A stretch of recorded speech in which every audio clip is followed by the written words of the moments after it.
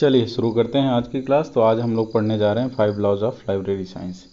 तो 5 laws of library science जो है फॉर्मुलेट किया गया डॉक्टर एस.आर. रंगनाथन जी के द्वारा, ठीक है। और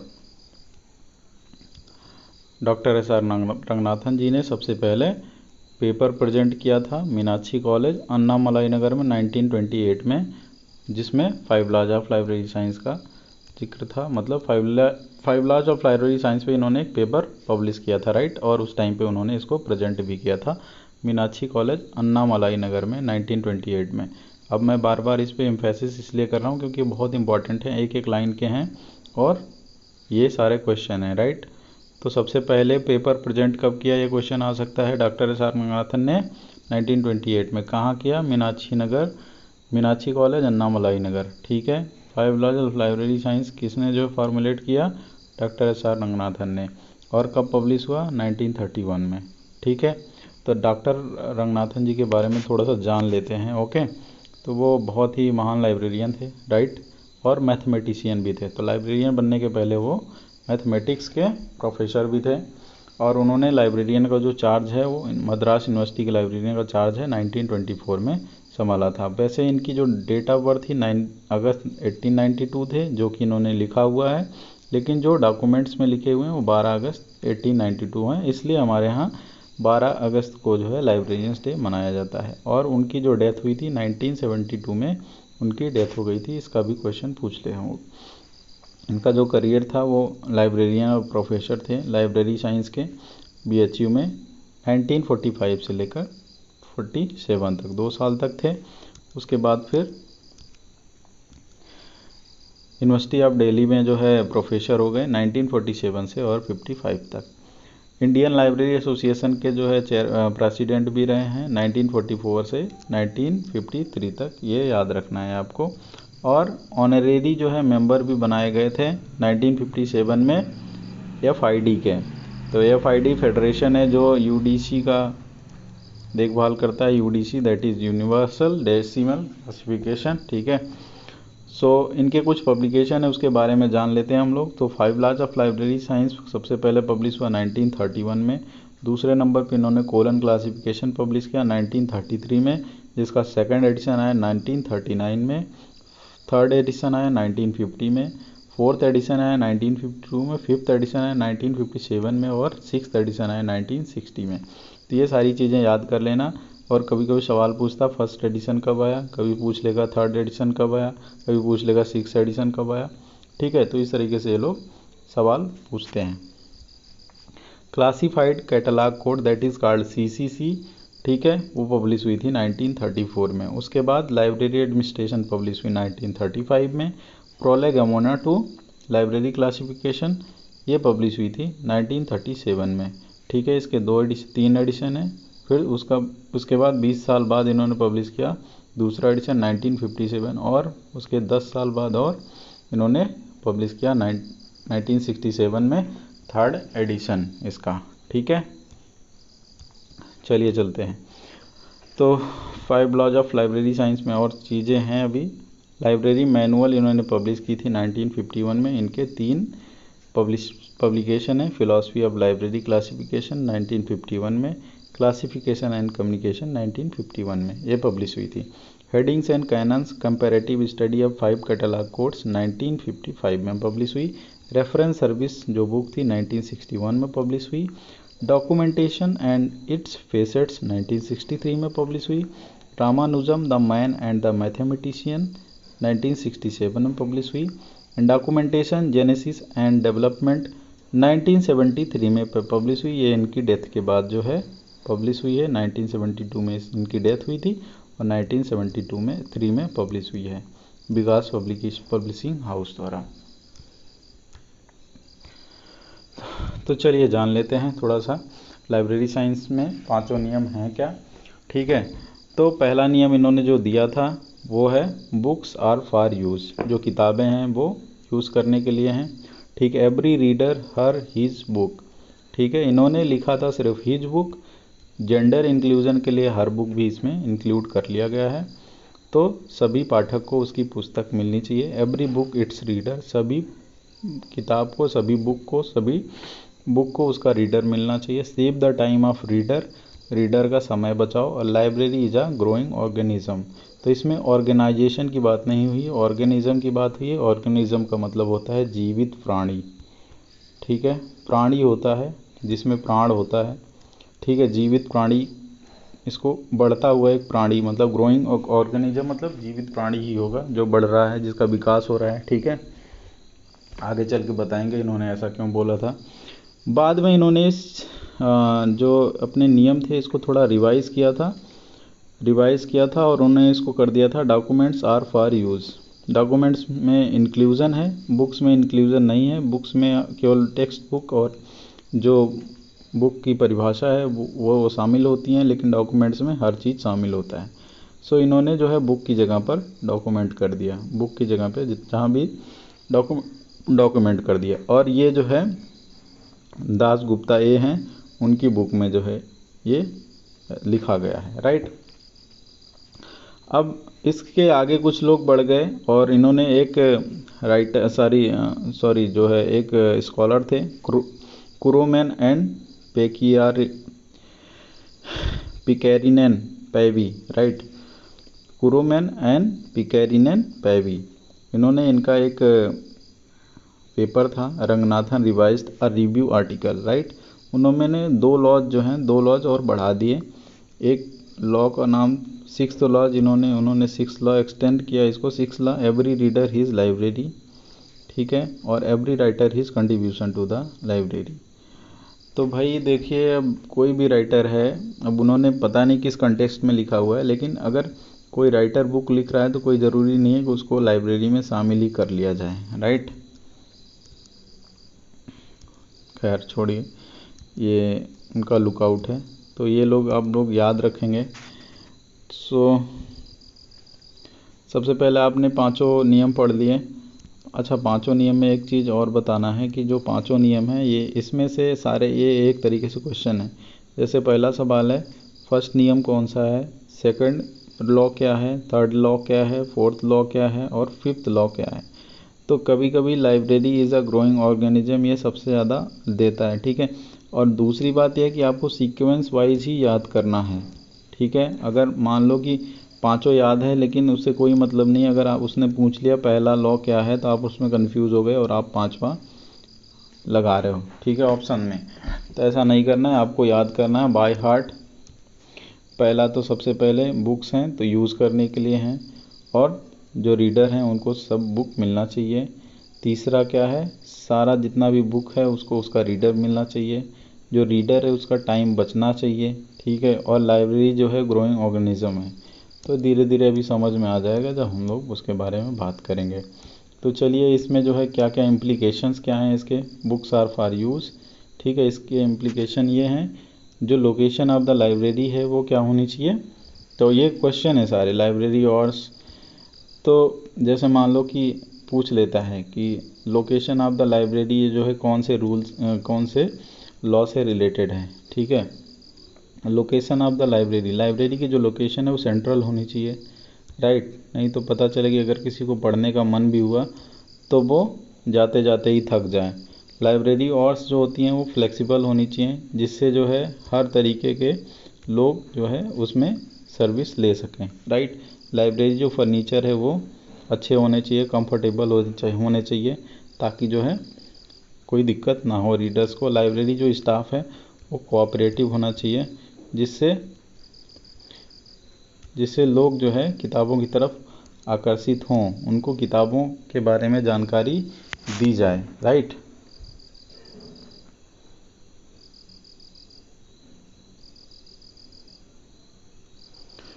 सो चलते हैं second, library and society, okay. So library and society second law है every reader his her book, okay. Every reader his her book, इसमें क्या इम्प्लीकेशन है, इसमें स्टेट का ऑब्लिगेशन होता है कि भैया जो जितना भी रीडर है, मतलब जो पढ़ने की, जैसे मान लीजिए आपकी पढ़ने की इच्छा है और आपको बुक नहीं मिल रही है, राइट। सो ये स्टेट का ऑब्लिगेशन बन जाता है लेजिस्लेशन जो है इनेक्ट करना, जिससे जो है पब्लिक लाइब्रेरीज बनाई जाएँ, इस्टेब्लिश की जाएँ और लोगों को किताबें पढ़ने को मिले। लाइब्रेरी अथॉरिटी जो है उसका ऑब्लिगेशन होता है कि वो बुक्स को जो है जितनी भी बुक्स हैं वो उन तक पहुँचें, राइट, रीडर तक पहुँचें, या जो रीडर है उसको उसके जो अप्रोच है उसको फुलफ़िल की जाए, उस तक उसकी बुक पहुंचाई जाए। लाइब्रेरी स्टाफ की भी यही जिम्मेदारी बनती है, ठीक है। लाइब्रेरी अथॉरिटी क्या करेगा, वो उनके रिकमेंडेशन जो भी होंगे या फिर वहाँ पर रहने वाले जो लोग हैं उनके इंटरेस्ट के अकॉर्डिंग जो है किताबें मंगाएगा। लाइब्रेरी स्टाफ हेल्प करेगा उनको फाइंड करने में। और जो ऑब्लिगेशन रीडर्स के जो है कुछ ऑब्लिगेशन होते हैं, ठीक है। तो जैसे मान लीजिए रीडर्स के क्या ऑब्लिगेशन हो सकते हैं। कोई आया, किताब लिया, पढ़ा, उसके बाद कहीं भी दूसरी जगह रख के चला गया, राइट। अब दूसरा रीडर आ रहा है, उसको वो किताब नहीं मिल रही है, जबकि ये नियम ये कहता है every reader his her book, सभी को जो है ये किताब मिलनी चाहिए। अब मान लो कि ये किताब लाइब्रेरी में है और आप ले जाकर उसको आपने घर पे रख लिया। अब दूसरे रीडर को उसकी ज़रूरत है तो उसको नहीं मिल रही है, right. So this is our readers obligation, right.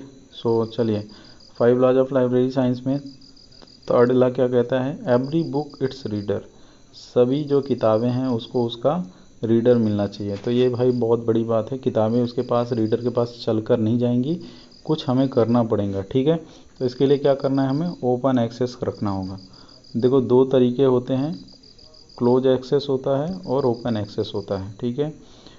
तो ओपन एक्सेस में क्या होता है कि सेल्फ जो होती हैं वो ओपन होती हैं सबके लिए, कोई भी जाके ब्राउज़ कर सकता है किताब को और अपने पसंद की किताब ढूंढ सकता है। क्लोज एक्सेस में क्या होता है कि आप पर्ची में लिख कर देंगे, आप अपने इंटरेस्ट के हिसाब से आपको दिया जाएगा। जैसे मान लीजिए आपने हिस्ट्री दे दिया या फिर कोई टाइटल दे दिया, वो पर्टिकुलर टाइटल अगर नहीं है तो आपको लौटा देगा वापस स्टाफ, बोलेगा भाई हमारे पास किताब नहीं है, ठीक है। लेकिन ओपन एक्सेस में क्या है, अगर आपको टाइटल पर्टिकुलर नहीं याद है फिर भी आप जाके कोई भी किताब ब्राउज़ करके पढ़ सकते हैं। सेल्फ अरेंजमेंट अगर सही से होगा तभी जो है ओपन एक्सेस में, तभी जो है रीडर को उसकी किताब मिलेगी, right. Catalogue in self arrangement मतलब सेल्फ पे किताबों का अरेंजमेंट, राइट। कैटलॉग एंट्रीज, तो कैटलॉग एंट्रीज देखिए भाई, जो कैटलॉग होता है उसको ऐसा बोला जाता है कि ये जो है मिरर है लाइब्रेरी का मिरर है, ठीक है। तो अगर किसी राइटर को 60,000 किताबें हैं किसी लाइब्रेरी में और कोई जो है रीडर वहाँ पर जा रहा है पढ़ने के लिए, तो वो कैसे अपनी किताब ढूंढेगा, ठीक है। तो ये कैटलॉग ही हैं जो उसको रास्ता दिखाते हैं कि भैया आपकी किताब कहाँ पर मिलेगी, ठीक है।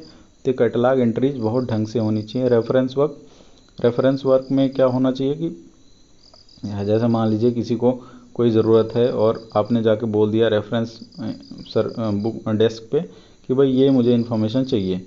अब रेफरेंस वर्क जो वो लोग जो क्या करते हैं, आपको वो जानकारी अगर इकट्ठी पहुंचा देते हैं, वो बिbliयोग्राफी बनाएं जो भी बनाएं, लेकिन आप तक आपकी जो उचित जानकारी है या फिर आप उचित मटेरियल है आप तक पहुंचा देते हैं, ठीक है। सो ये इस रूल को फुलफ़िल कर रहे हैं। पब्लिसिटी, अब लाइब्रेरी की पब्लिसिटी भी होनी चाहिए। लाइब्रेरी खुल गई है और लोग वहाँ पर आ नहीं रहे हैं तो इससे भी जो किताबों को उसके रीडर्स नहीं मिलेंगे। लाइब्रेरी बुलेटिन छपना चाहिए और उसमें जो भी नई चीज़ें हो रही हैं उसके बारे में बताई जानी चाहिए। एक्सटेंशन वर्क होता है। एक्सटेंशन वर्क क्या होता है, कभी कभी क्या होता है कि जैसे मान लीजिए सेमिनार करा दिया या फिर छोटे बच्चों के लिए स्टोरी टेलिंग सेशन कर दिया या फिर बूढ़ों के लिए जो पढ़ नहीं पाते हैं उनके लिए कोई कार्यक्रम रख दिया ताकि जो है सुनकर ही वो लोग जो है किताबों का या ऐसी चीज़ों का आनंद उठा पाएँ। और सबसे इम्पॉर्टेंट जो होता है, इससे क्वेश्चन आते हैं, तो ये सारे क्या हैं, पूछेगा क्वेश्चन ओपन एक्सेस किससे रिलेटेड है, ठीक है।